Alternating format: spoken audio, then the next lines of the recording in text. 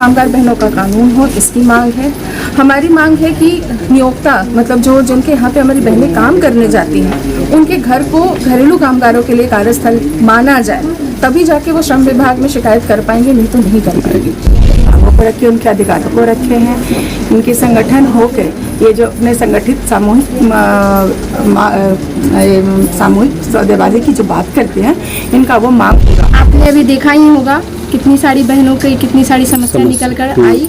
इतनी कम संख्या में जब इतनी समस्या है तो सोचिए हम लोग जब फील्ड पे जाते होंगे तो कितनी समस्या। काम के लिए प्रस्ताव रखे हैं हम लोग को, सामाजिक सुरक्षा, न्यूनतम वेतन।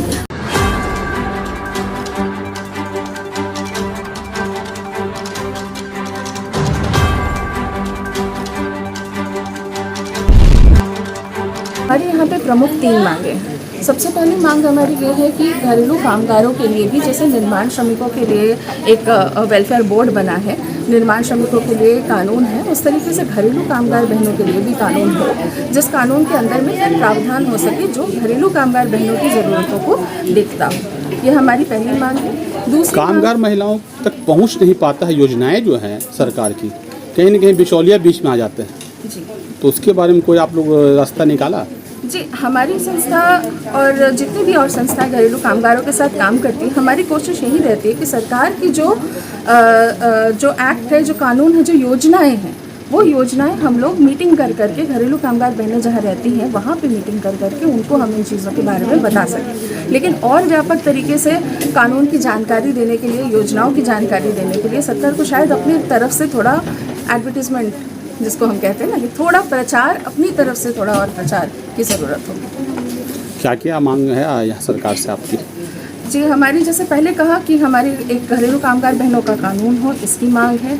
हमारी मांग है कि नियोक्ता मतलब जो जिनके यहाँ पे हमारी बहनें काम करने जाती हैं उनके घर को घरेलू कामगारों के लिए कार्यस्थल माना जाए, तभी जाके वो श्रम विभाग में शिकायत कर पाएंगे, नहीं तो नहीं कर पाएंगे।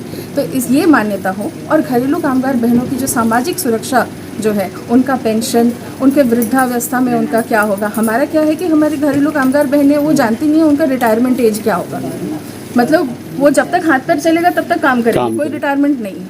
लेकिन 60 साल पर ऐसे तो रिटायरमेंट है। तो हम चाहते हैं कि हमारी घरेलू कामगार बहनें हैं जो पूरा जीवन काम करती हैं, उनका बुढ़ापा भी सुरक्षित हो।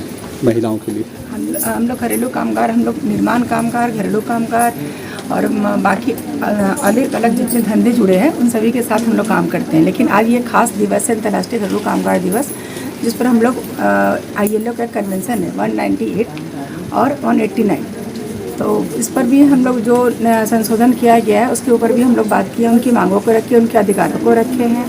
इनके संगठन होकर ये जो अपने संगठित सामूहिक सौदेबाजी की जो बात करते हैं, इनका वो मांग पूरा हो। और ये 3 मांग जो हमारी सुष्मिता बहन ने कहा है उस पर हम लोग काम करेंगे। और बाकी जो यहाँ ये NGO काम करती हैं, जो घरेलू कामगार बहनों के साथ काम करती हैं, उनके साथ भी इस मांग को लेकर हम लोग आगे तक जाएंगे। क्या नाम हुआ आपका? मेरा नाम सोनी कुमारी। कहाँ से हैं? मैं कटिहार से आई हूँ। क्या मांगों को लेकर आज आप लोग हैं यहाँ पे? मेरी मांग ये है कि सरकार जो कानून बनाती है वो बनाती है तो वो लागू भी होनी चाहिए। धरातल पे वो नहीं होता है, जिसकी वजह से हमारी जो घरेलू कामगार बहनें हैं, आपने अभी देखा ही होगा कितनी सारी बहनों की कितनी सारी समस्या निकल कर आई। इतनी कम संख्या में जब इतनी समस्या है तो सोचिए हम लोग जब फील्ड पे जाते होंगे तो कितनी समस्या निकल कर आती है। आप लोग कोई संस्था के लिए काम करती हैं? जी, हम सेवा विहार से जुड़े हुए हैं। तो क्या क्या आप लोग सेवा कर रहे हैं सबके लिए?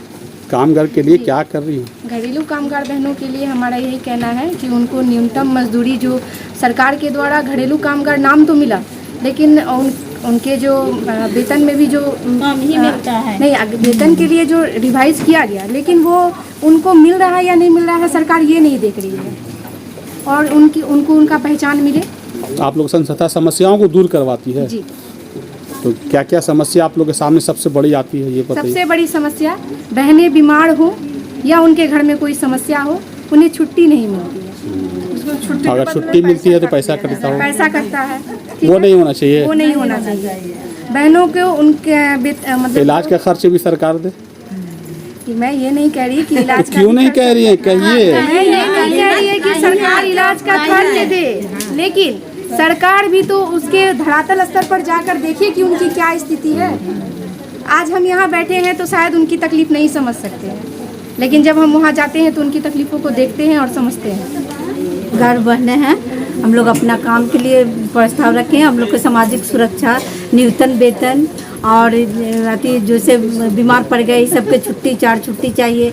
बीमार पड़ गए तो उसके लिए हम लोग का पैसा कट जाता है, तो उसके लिए भी हम लोग मांग किए हैं कि हम लोग का बीमार पड़ जाएंगे तो हाथ तो खाली हो जाएगा, दवा भी नहीं रहेगा तो मर जाएंगे इसी तरह। तो इसके लिए भी सरकार हम लोग के लिए कुछ करे। क्या नाम हुआ? मिंता देवी, कहाँ से? मंदिरी से हैं हम। जी आप बताइए।